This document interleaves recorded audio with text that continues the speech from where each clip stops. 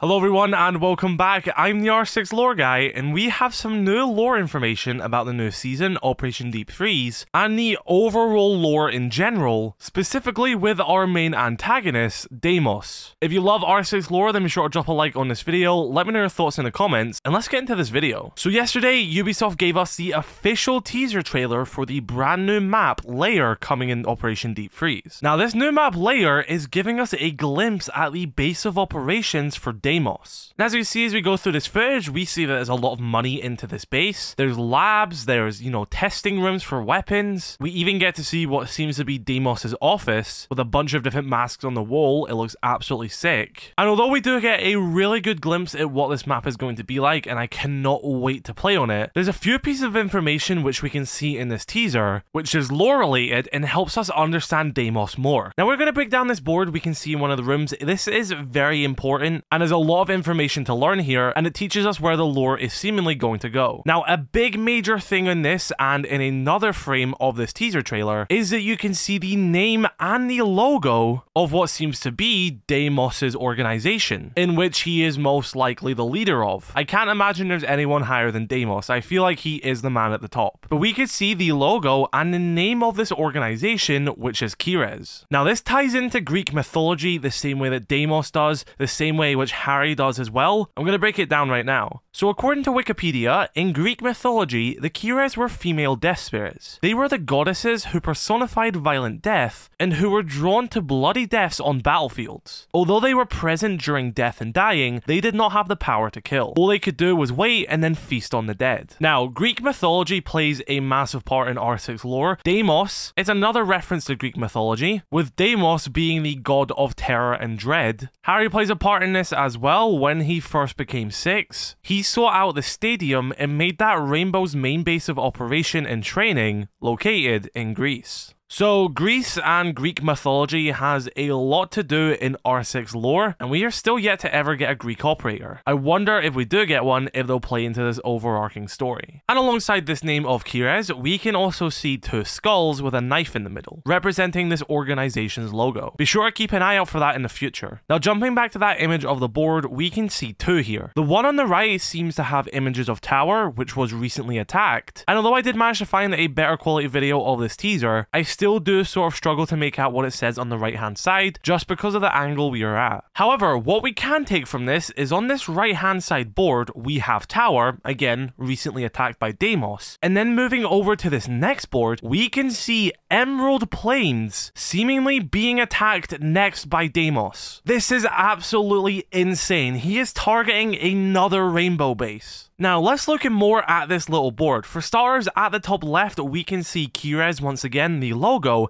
and underneath it, it says Operation Procedures. I guess there's more proof there that Keres is this organization.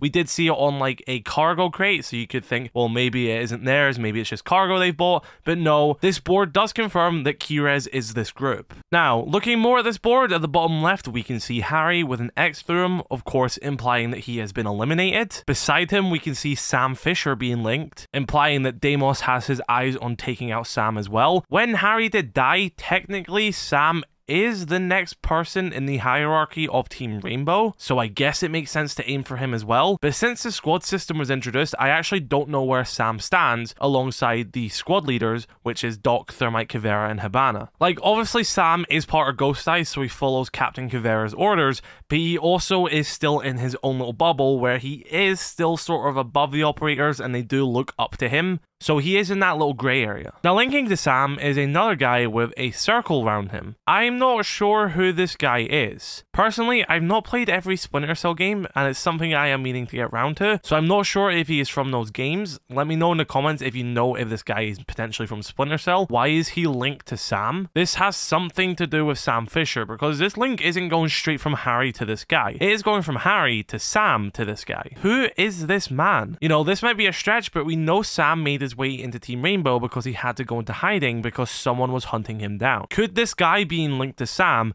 be the guy that forced Sam to go into Team Rainbow, to sort of go into hiding, to go into protection. Who is this man? On top of this, there's also two people being linked to Harry. I can't make out who they are. They seem to be either politicians or Secret Service people. Maybe it is someone I do know and I'm completely missing the mark here. But again, if anyone has any ideas on who these two people could be at the bottom, then be sure to let me know in the comments. Now, the man at the bottom right of the screen, that is actually Fenrir. As you can see, he also has a dread mine beside him as well. It makes sense that Fenrir is on Deimos' radar, since Fenrir did basically run away from Deimos and join the side in which Deimos is trying to eradicate. But it definitely does seem like Deimos is gunning for Fenrir, Sam Fisher, these two figures at the bottom, and this guy who has been circled wearing a suit and holding some files. Now, as we look around at all the little sticky notes on the board, we can make out that this is some planning of the layout of Emerald Plains. You can see each of the different sides of the building have been mapped out in separate images, a link to the overall arching image, with sticky notes talking about them. Some of them say it's a country club, resources, question mark, loadouts, equipment, you know, what does Emerald Plain have? You can see him talking about a main entrance, the delivery side at the top right, got the alley side at the bottom left, and I believe top left is fountain side. So Deimos is mapping out all these different entrances to this building. He is learning the layout of Emerald Plains more than your average ranked player is. Now, to note as well, this big image in the middle does say it comes from a UAV at the top left. So Deimos even has his hands on a UAV. This man has some serious money. But yes, after the mapped out attack on Tower,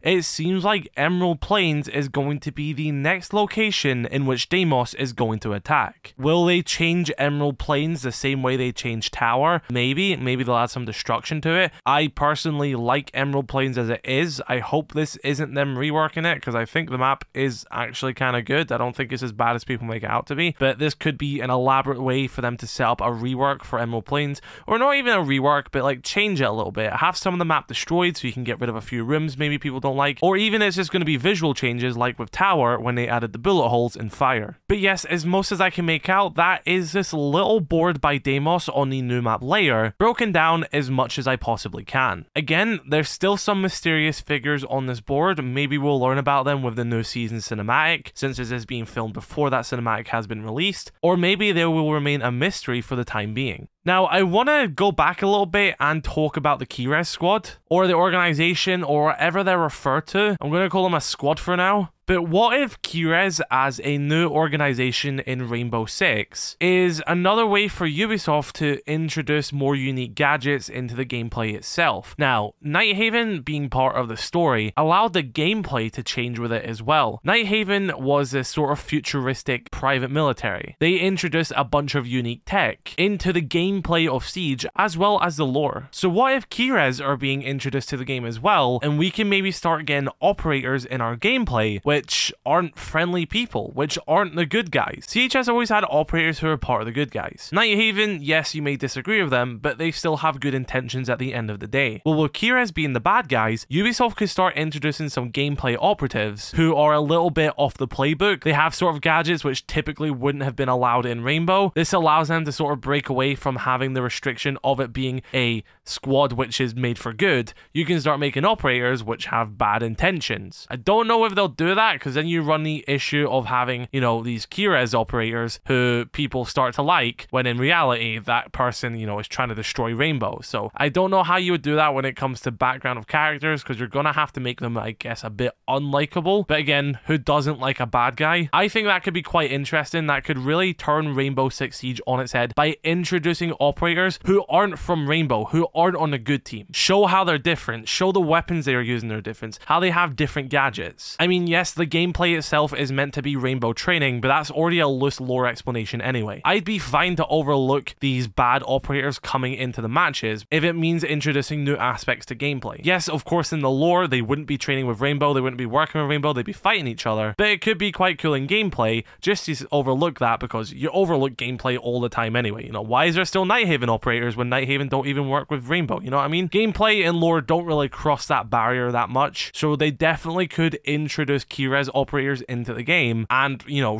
really do something unique with them. Because like I was saying, nighthaven operators are already like a little stepping stone there anyway. They're not even part of Rainbow. Yes, they used to work with Rainbow, but, you know, Grim, in his introduction, he joined the game after Rainbow and nighthaven split up. So Grim is like the only operator who's actually never been part of Rainbow and is in this game. So they've already done it. They've made an operator who's not part of Rainbow. So they can do it again, and they could do it with Keres. So that is the breakdown of this board. I cannot wait to play the brand new map Layer coming in Operation Deep Freeze of Rainbow Six Siege. I will be streaming the reveal on my Twitch on Sunday the 12th. I will have exclusive drops active, so be sure to check out my Twitch, Kudos R6 for that. And be sure to sub for more Rainbow Six content. Have a wonderful rest of your day. I shall catch you all later. Peace.